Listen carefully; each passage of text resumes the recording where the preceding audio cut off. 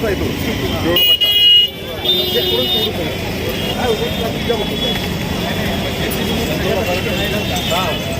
पिवळा बहुत फर्क पड़ेगा।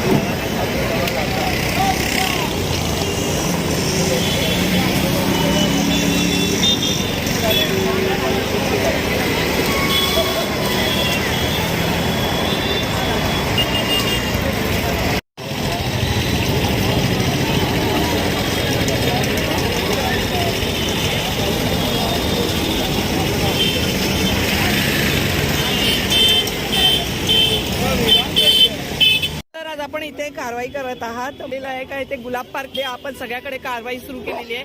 काय कारण आहे, काय उद्देशाने आपण ही कारवाई सुरू केलेली आहे? आमच्याकडे जे लेटर वगैरे इश्यू झालेले आहेत, आमच्याकडे जे आंदोलनाचे वगैरे तीव्र आंदोलनाचे असे लेटर झालेले आहेत, त्यांच्यानंतर आमचे जे इतर जे प्रतिष्ठित आहेत MLA साहेब यांच्यामार्फत पण आम्हाला असं निवेदन आलेलं आहे की लोकांना त्रास नाही झाला पाहिजे, लोकांना सोयीसुविधा भेटल्या पाहिजे। आणि मेन गोष्ट म्हणजे मुंब्रातले जे लोक आहेत तर त्यांना ट्रॅफिकचा वर्षानुवर्ष प्रॉब्लेम होतोय। तर हा प्रॉब्लेम जेव्हा मी पण जात होतो तेव्हा 2 घंटे माझी गाडी रस्त्यामध्ये ब्लॉक झाली होती। तर मला असं वाटलं की मी काहीतरी मुंब्रांच्या लोकांसाठी करू शकतो। तर ट्रॅफिक हा मेन विषय आहे, कंजेशन होतं आहे, लॉ अँड ऑर्डरचा प्रॉब्लेम होतो आहे, ॲम्ब्युलन्स वगैरे मी बघितलं 1-2 घंटे इथे पेंडिंग राहिलेले आहेत। तर लोकांना जेवढं काही मी सहकार्य करू शकेल ॲज अ सहाय्यक आयुक्त म्हणून ते मी करायला तयार आहे। ही कारवाई आजच राहणार का पुढे पण आता कंटिन्यू राहणार आहे? आणि आज कारवाई जी झालेली आहे कुठून कुठपर्यंत केलेली आहे? आम्ही वाय जंक्शन पासून गुलाब मार्केटपर्यंत केले। ओके सर, मी पाहिलेलं आहे का आपण ट्रॅफिकसाठी जे आहे इथे जे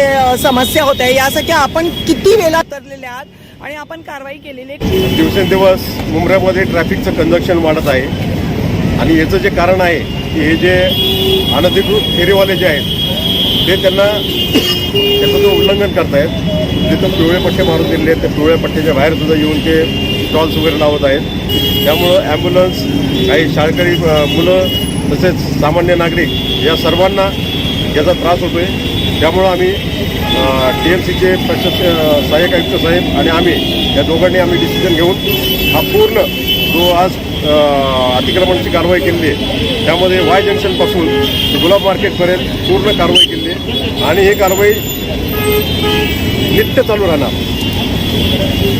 आपल्याला वाटत आहे म्हणजे ट्रॅफिक समस्या खूप आहे मुंब्र्यामध्ये? ट्रॅफिक समस्या आहे मुंब्र्यामध्ये। काय आहे, जुन्या बिल्डिंग आहेत त्यांना पार्किंग नाही आहे, मग त्या घरातले लोक गाड्या कुठं लावणार? ते आपल्या घराच्या खालीच लावणार, त्यांना दुसरं पार्किंगची सुविधा पण उपलब्ध नाही आहे। तर आपण तो भाग समजून घेतो, परंतु हे जे फेरीवाले आहेत या फेरीवाल्यांमुळे अजून कंजेक्शन होतं आणि त्यांच्यावर इथून पुढे सुद्धा कडक कारवाई होणार हे मी आपल्याला वचन देतो। थँक्यू।